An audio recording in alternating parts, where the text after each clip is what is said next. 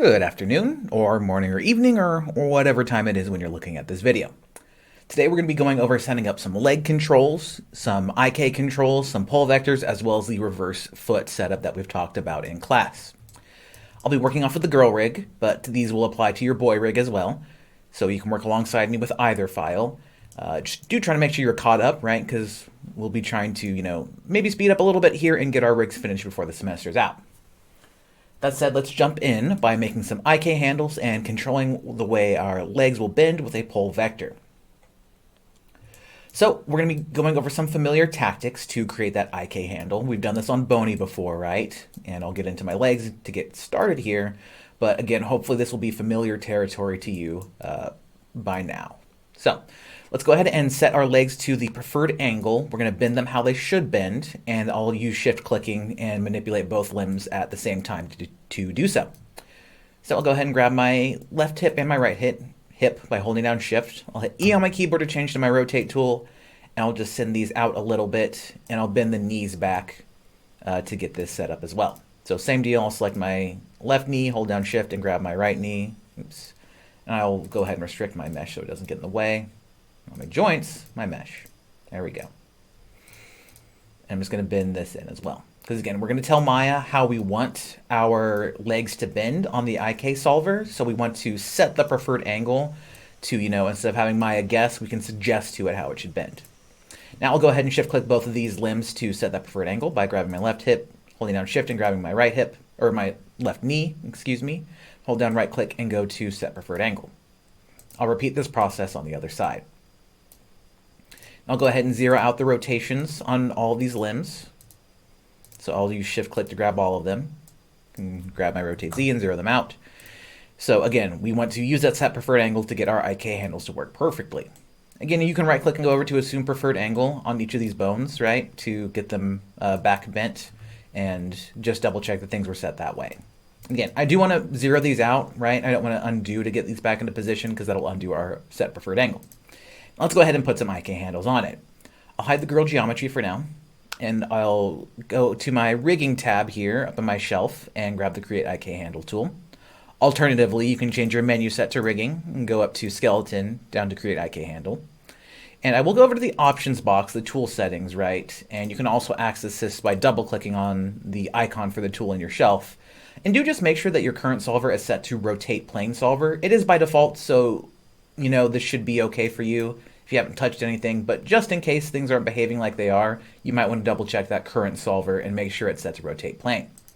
But with this selected, I'll go ahead and click on my hip and on my ankle to make that IK tool, or that IK handle rather. Click up in here, click down in here, and bam, we have an IK handle. Another way that we can go about this is to use some control clicking and go in through the outliner. So, if Maya's not letting you put this down for whatever reason, I can select my hip, hit F with my cursor hovering over the outliner to find my hip, and I'll go ahead and expand this a couple of levels into the hierarchy, and instead use my tool in here. So I'll change to my IK handle tool. I'll hold down Control on my keyboard, or Command if you're on a Mac.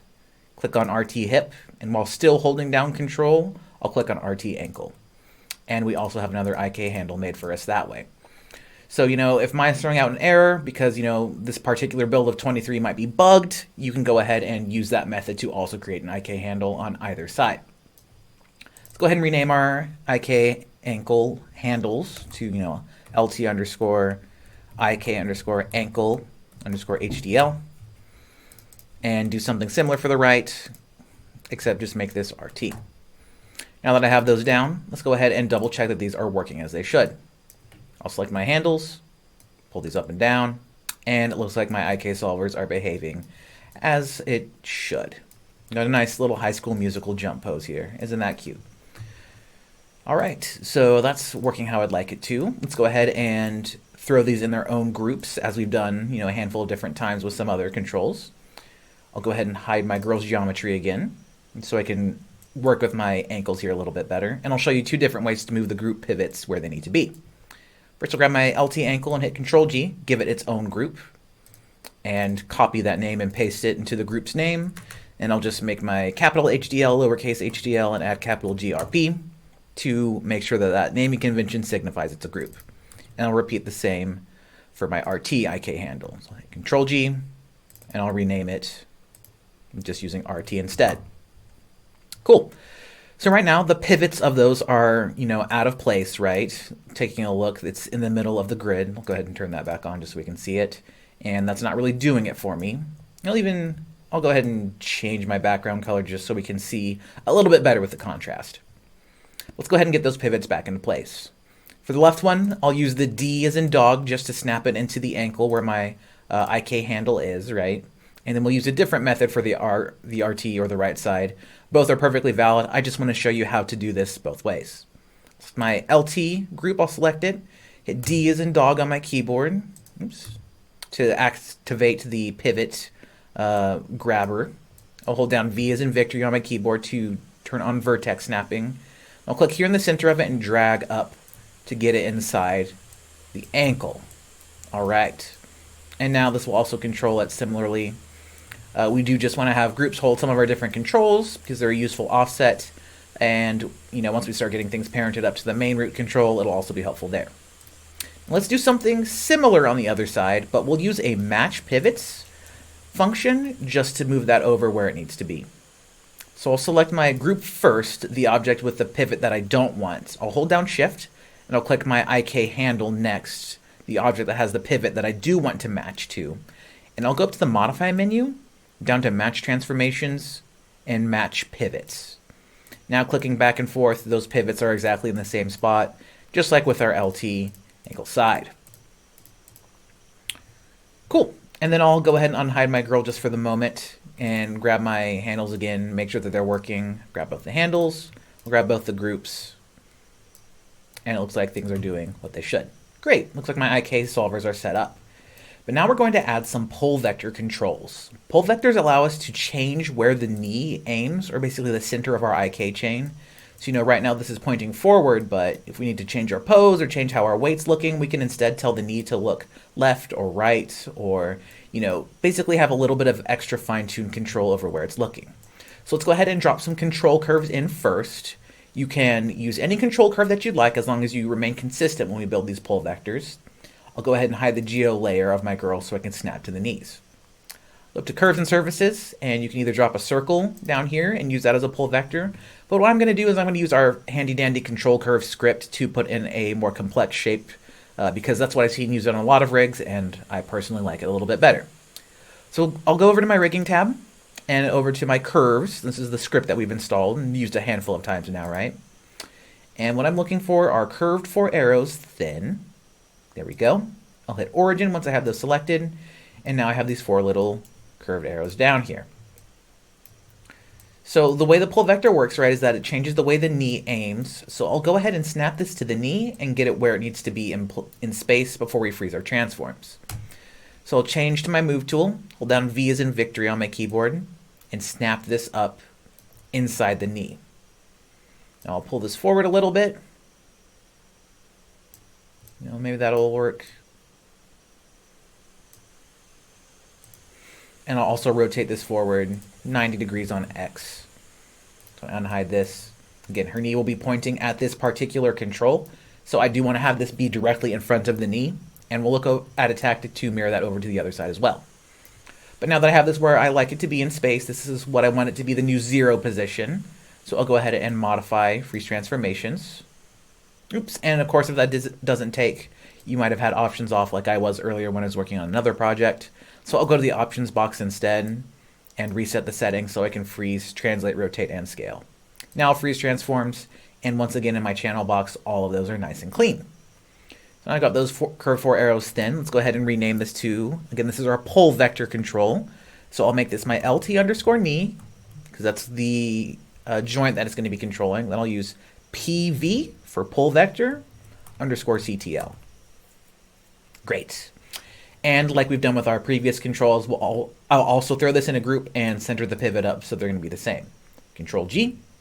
And since it's not complex like an IK chain, I can just use modify center pivot to put the pivot where it needs to be. But we can also use that match pivots trick, right? So I'll just select my group first, shift select the object with the pivot that I want to match. And I can also use modify match transformations, match pivots. I'll go ahead and take the name and graft it onto my group. Just change that capital CTL to a lowercase ctl and add capital GRP. And now we're ready to get this constrained up. So this is a pull vector constraint, right? It's a different type of constraint. So we're going to be using our constraint menu, but we'll choose something slightly different. I'm going to constrain the parent, which is our pull vector control, to the child, which in this case is our LTIK ankle handle. So I'm going to select that first, right, my control curve, hold down control, and click on the LTIK handle. Now I'll go up to constrain, down to pull vector. And, you know, we don't need to hit the options box, but just for your information, the weight is the only thing that you can key in here, and that this only works if we have a rotate plane solver set up on our IK chain. So that's why I wanted us to check it earlier. But I'll go ahead and make a pull vector. You'll see that my knee pops just a little bit, but I am getting a line drawn from my pull vector control to the top of my IK chain. So now let's see what that looks like. All right. So now I'm able to change where my knee is looking. You know, if I bring up my IK handle a little bit, scoot this around, now we can see that I'm changing where my knee is pointing relative to this pull vector. You know, it is pointing straight at it, so you might see where moving it gets some differences in, or moving it on different axes gives it a different, you know, look in how the movement behaves. You know, it's hard to see it affected up and down, although it is moving ever so slightly. But, you know, forward and backwards, we're definitely seeing a lot, as well as left to right. And then, of course, you know, once I'm done moving that around, I can just zero these out. Again, since we froze transforms, it will go back to where it belongs. But I'll actually undo so I can get my IK handle back where it needs to be as well. Okay. Now we'll go ahead and repeat that process for the other side, but I'll show you a little trick to duplicate this and mirror it over to the other knees so you don't have to go through the process of trying to eyeball getting this mirrored over to the exact same spot. So I'll go ahead and select my control group, use Control D to duplicate it, and I'm again going to use that D key to get the pivot. I'm going to move it to the center of the line of symmetry. I might even use spacebar and tap that to get to my forward view, hover my cursor over and jump into the front view just to get a better look at my grid in the middle. So once I have tapped D on my keyboard, I can move the pivot, right? I'll go ahead and hold down X as an X-ray on my keyboard and we'll snap to the grid. I just want to move this to the center of the grid, that line of symmetry, so we can scale this across X and it will be exactly where it needs to be on the other side. So I've done moving that pivot, I'll hit D again. And I will change the scale X value to -1. And bam. Looks like our pull vector control has been mirrored over precisely to where it needs to be on the other side of the body in space. Great. So, you know, as opposed to eyeballing it and trying to remake another control and get that over to the exact same spot, that's one way we can go about this. You could have also just snapped it to the knee by using V, but I just want to put that idea in your head for now so we can use this tactic for mirroring controls over later. Now I've got this down, I'm going to go ahead and rename my LT, pull vector groups and controls, to RT, pull vectors and groups. And I'll repeat that same process. Oh, actually, don't forget to center pivot and freeze transformations before we get that constrained down. So that's selected, I'll go up to modify, center pivot, and then modify freeze transformations. Because again, we want those pivots to be exactly in the same place. And now we'll repeat that pull vector constraint to just for the right knee. So I'll select my pull vector control curve first, hold down control, click on my ankles IK handle, and we'll use a constraint, go down to pull vector. Our knee pops just a little bit and we can see that line. Looks like everything is working as it should. Grabbing my pull vector and moving it, it looks like I'm controlling where the knee can aim, and I'm feeling pretty good about that. You know, I might grab these groups here on my IK handles and just go ahead and look at how my pull vectors behave by grabbing both of them and moving them about in space as well. All right. So now I can control where my knees are looking, right? A pull vector, again, chooses where that middle joint in our IK solver is aiming. And now we can, you know, get a lot more fine-tuned control over how our thighs are rotated and bent, even when we're using an IK solver. I'll Control Z there to step back, but you know, that's something we had noticed on our bony rigs, right, is that people were having issues posing out their legs because now they can't rotate them because they're being driven by the IK solver. Well, now this pull vector helps give us a little bit of extra control there. All right. We've done that first part. Let's go ahead and get the reverse foot set up. It's going to be a little confusing, but if you follow along with me exactly, you should get the result that you want. So again, you need to follow along exactly, and even if it doesn't make sense in the moment, you will still get the result that we want by following my instructions. So to set up the reverse foot, we're going to duplicate the joint chain from the ankle down, and we're going to make some tweaks to it. Go ahead and select it, hit Control D as in duplicate on my keyboard. If I hit F with my cursor over the outliner, I can see I've got a duplicate LT ankle 1. And now I want to unparent this, hit Shift P to do so, and we'll make some adjustments to this.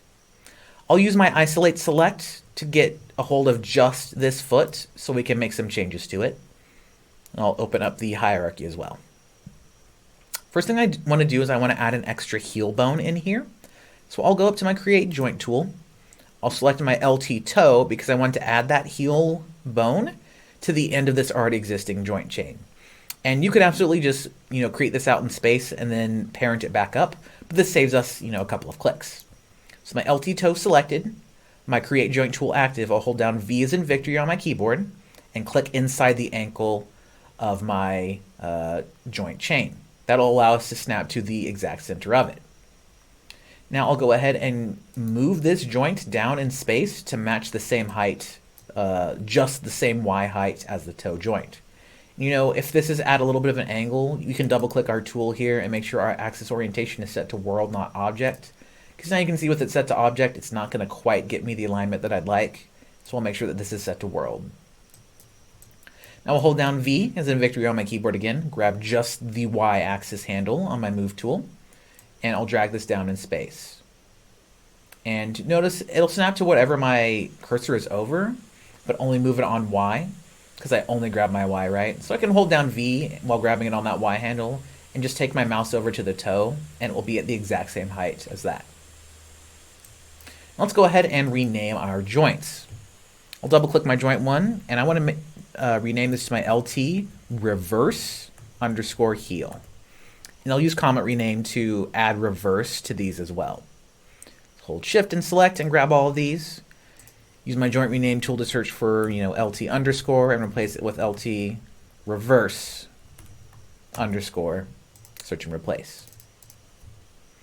Take the 1 away from that ankle, and now we're about ready to begin getting this constrained up. But first, as the name reverse foot would imply, let's go ahead and reverse the order of this hierarchy. I want the heel to be the parent, and I want the ankle to be the lowest child. And we could use Shift P here, right, to start, reordering how this is working, and use some clever uses of middle mouse to invert it as well. And that's fine, that works. But I'm going to undo that, and we'll use a little tool that Maya has built in for us called the reroute skeleton function. So I want to first select my reversed heel, the object or the joint that I want to be the new parent. So it will be at the top of the hierarchy where reverse ankle is now. I'll select it, go up to skeleton, and I'm going to go down to reroute skeleton. Now I click that, everything has reversed just like I did a moment ago, but with less clicks. Now that we've got this reversed, we can go ahead and start adding some constraints here to have basically our reverse toe setup hold some different transforms, specifically, rotates and orientations for us. And once we start rotating these bones, we'll see a really cool effect in allowing us to roll on a ball or come up on our toe tap. So let's go ahead and get those constraints going. I'll unisolate select, and I will use the outliner to get some of these set up, right? And I'll make sure that I can see my LT ankle, ball, and toe on my original skeleton. And let's go ahead and get some of those constraints down.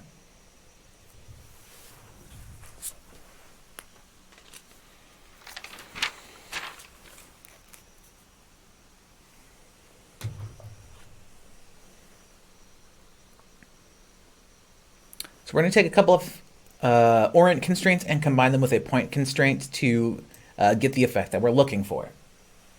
First thing that I want to do is I'm going to grab my reverse ankle, so the very bottom of this, and I want to find my LTIK ankle handle. So I'll expand this, and this is the ankle handle that drives the motion right now, right? With that reverse ankle selected, I'm going to control click my IK ankle handle, I'm going to add a point constraint.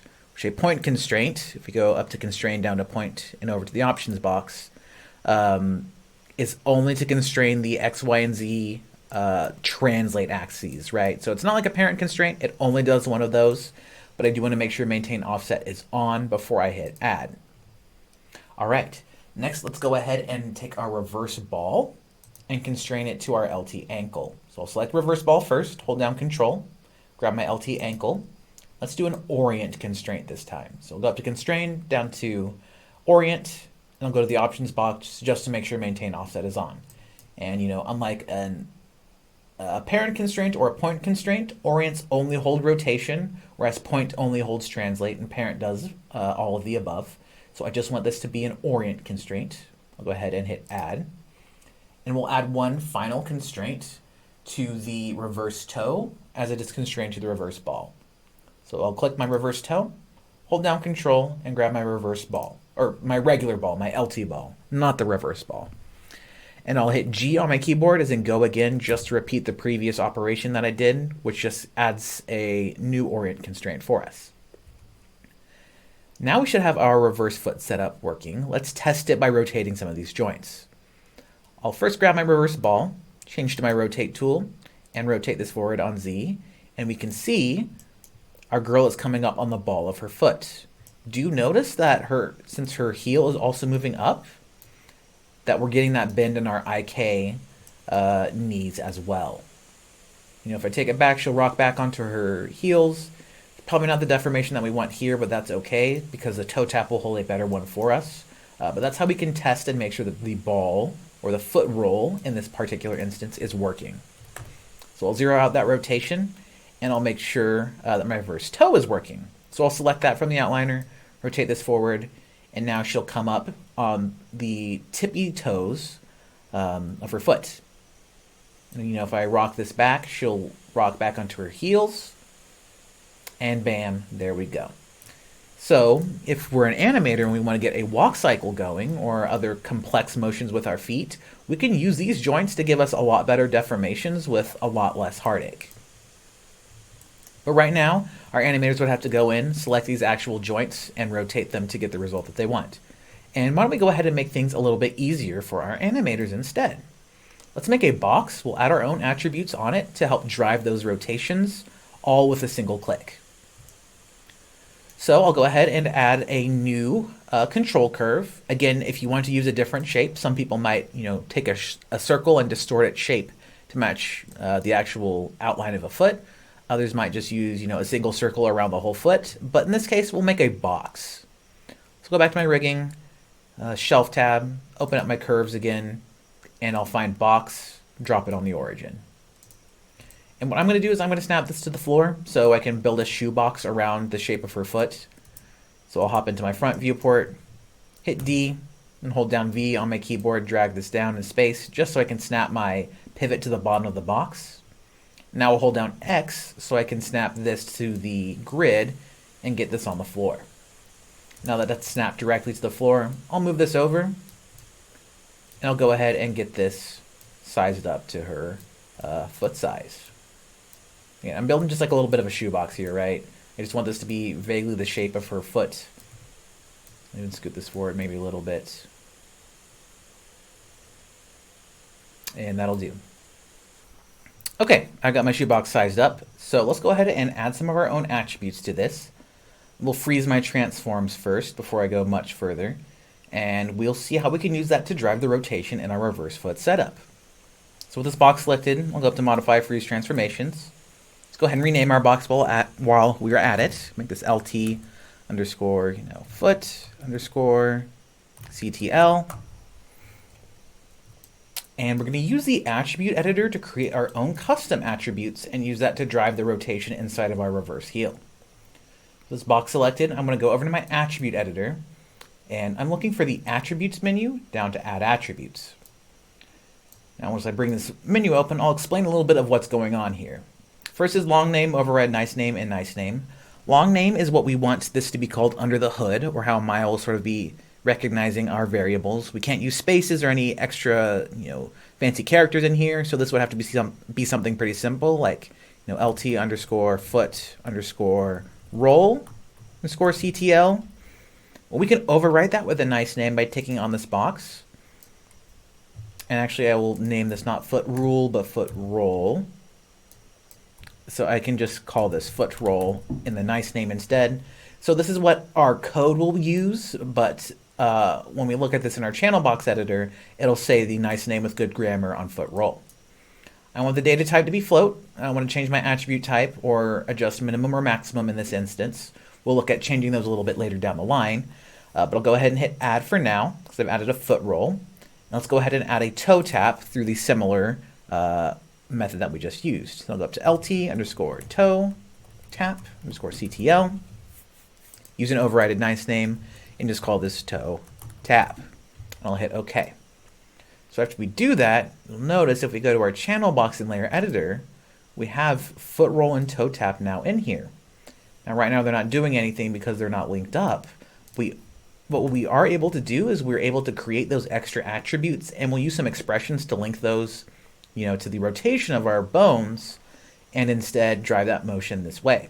It's kind of a pain to go in through the outliner and rotate these to get what we want, versus just having it all in one place, and we can have a control drive things that way. So let's go ahead and actually link them up. With this box selected, I want to get those variable names that we just created for these attributes, right? And we're going to use those for part of an expression we'll write. So the selected, I'll go over to my attribute editor. Right now I'm in the shape tab, which is not where I want to be. We're looking for extra attributes, but we don't see what we put in here, right? There's no toe tap or foot roll. So I need to go over to the tab here in the attribute editor. That's just the object's name. Now if I come down to extra attributes, we have my foot roll and my toe tap. Let's go ahead and get our foot roll linked up first. So what I want to do is I want to right click in this field where we can enter the data and choose create new expression. If you remember from our different connection types videos from way back in the beginning of the semester, I used this method before and also looked for that selected object and attribute name, which again, I'll want it here. I'll highlight it all, use Control-C to copy, and go ahead and close for now because I just want the name of this attribute to link up later. So for a foot roll, let's go ahead and find the bone that we need to rotate to get that foot roll effect. I'll click in through here. I'll find my reverse ball, I believe, and rotate it. Yep. So if you notice here when I'm rotating this and I'm getting the motion that I want, we can see that I'm adjusting my rotate Z. Because in my attribute editor, each one of these fields is X, Y, and Z, right? Same goes for scale and translate, but I want affect rotate Z, because if I alter this, my rotate Z is changing over here. I'll zero that out for now, but I'll right click in this field like we did before and create new expression now. So I want to take my rotate Z and make that equal to the value that we just pasted in before. Again, I have my selected object and attribute field here. I'll highlight and drag this out. And then I'll use my middle mouse. I'll click and hold my middle mouse and drag it down here to my expression menu. I'll make this a little bit bigger. Now I have that dragged into the field, and I can just paste what I wrote to help write that expression. So I'm going to click in here, hit space, and use equal sign, hit space again, because we want to have nice grammar for our code. I'll paste with Control-V, our foot roll attribute, right? And we just need these to be set towards each other. We need the value to be linked across them, so I don't need to add any extra math or any extra signs here. I'll just hit semicolon, because that signifies the end of a line, and I'll hit create. Close this for now, and we can see now in our rotate Z inside of our ball, we have this little purple field over where rotate Z is. Same goes for our channel box.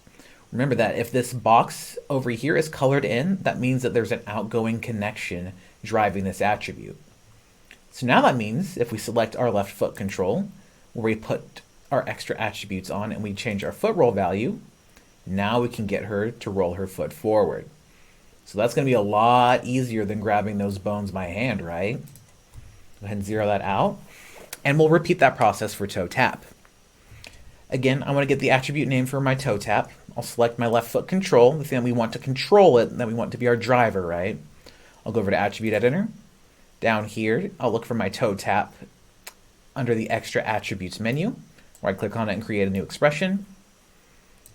Highlight my selected object and attribute so I can use Control C to copy that to my clipboard. And now let's go to our reverse toe and key that rotate as well. I'll grab my reverse toe again and rotate it, and see that I want to change my rotate Z, right? I want to have that be driven by my new value.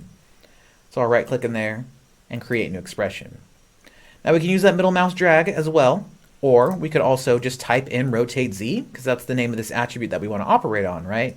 And if we just type in rotate Z with a capital Z, now I'll use space, equal sign, space, and paste what I need as well. Cap it off with a semicolon. And do notice that even though I didn't add that reverse toe prefix, right, when I hit create, Maya will instead fill in the grammar for us. So that's a neat little trick that'll also save you some time if you just want to be lazy and type in rotate X, Y, or Z. Close that out for now. And let's go back to our left foot control. Go to the channel box and use that on our toe tap. Great. So now I can use toe tap and foot roll to control how this behaves. Ain't that something? I'll zero these out to bring them back. But one thing that you might notice, right, is that if I click and drag in my foot roll and I bring that to the right, she will lean back on her heel. But if I take my toe tap and drag this to the right, she'll lean forward on her toes. So I'll tweak my foot roll attribute just so that if I drag this to the right, the foot roll will also come forward in the same direction as her toe tap. So I'll go ahead and find my reverse ball, which is what my foot roll is on. Go back to the attribute editor, to my little purple box. I'll right click and edit this expression. And what I'm going to do in here is I'm just going to multiply this by -1, right? Because if I make the value negative on my control, that causes her to come forward. So if I just, type in space, asterisk, space, -1, I will just sort of invert the way that math evaluates under the hood to reverse the direction that I need to drag my control and, make that work. I'll go ahead and hit edit. I can tell it took because I get a result expression one in my little script viewer. Now if I select my left foot control, hop back into my channel box, drag my foot roll forward, now going positively here will technically rotate my, rotate Z on my ball negatively, but these will behave in the same way. So, if I increase this value, it rotates forward towards us. If I increase the value on foot roll, it moves forwards towards us just like we did on toe tap. Alrighty. So I'll go ahead and clean up just a little bit here. We have one last thing to do, and that's to change the pivot and constrain this. And we'll do our typical conventions with putting this in a group, and we will have a functional foot roll control. I'll hide my girl's geometry for now, because I just want to get the pivot of my shoe box inside of her ankle. So again, with my left foot control selected, I'll hit D on my keyboard as in dog. Hold down V as in victory and click inside this little circle so I can drag the pivot up and put it inside the ankle. Now that it will rotate relative to the foot, I prefer it this way. If you want the pivot to be on the floor, right, just here in the middle, that is also perfectly valid. I just want you to know that I prefer it this way since any rotations and transformations we make to the box will be relative to the ankle. Now let's go ahead and constrain this up to our reverse heel, which again, if we pick and move up our reverse heel, right, even rotate it, that's changing how our girl's foot behaves. So we want to drive this with our controller. So I'll select my box, hold down Shift, and select this reverse heel in the viewport.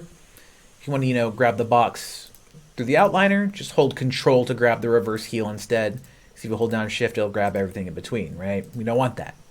Grab my left foot control, then select my reverse heel last.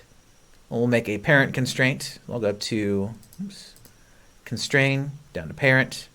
Make sure maintain offset is on, right? I don't want it to be off. I'll hit add, and there we go.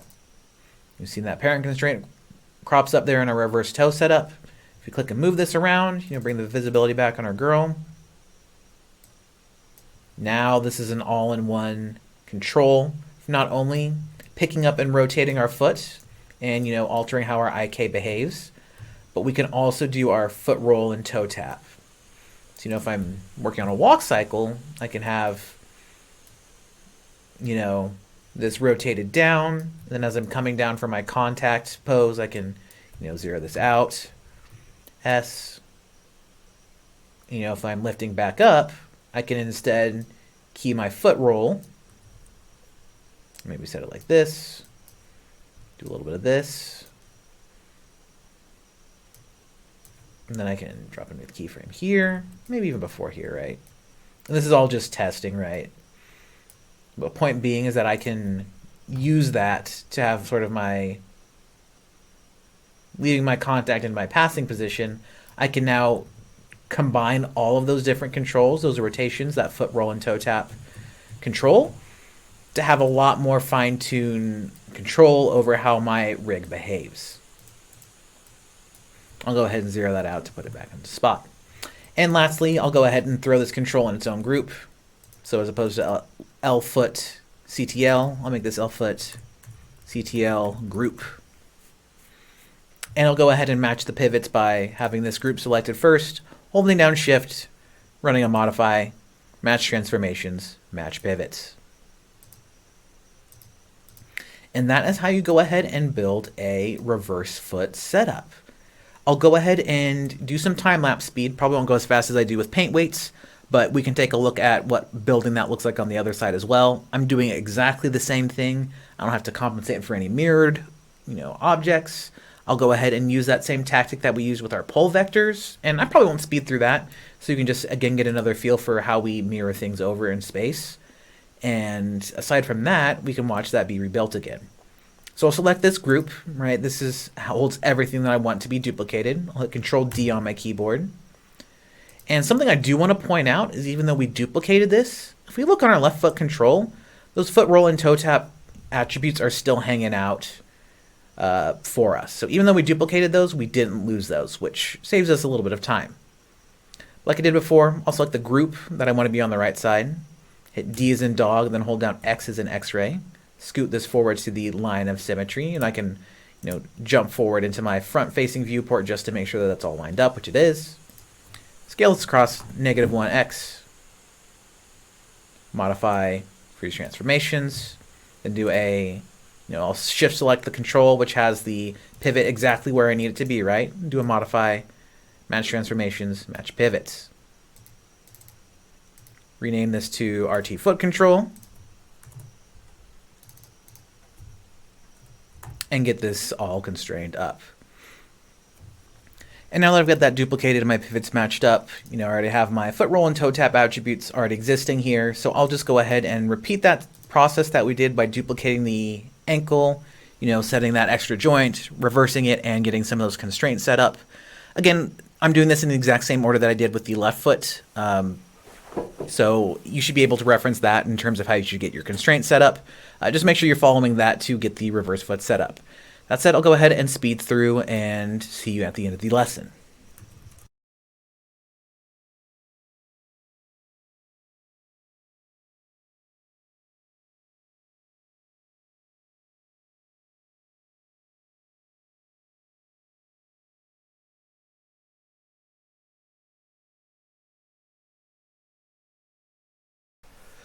All right, so that'll do it for this lesson. That's how we get our reverse foot setup going. So just to review, we added some IK handles to our legs. We added some pole vectors using some clever tricks to, mirror this over. And after we got those mirrored over, we reconstrained those pole vectors up. Then we created the reverse foot by duplicating our ankle, adding an extra joint to the end, and rerouting our skeleton.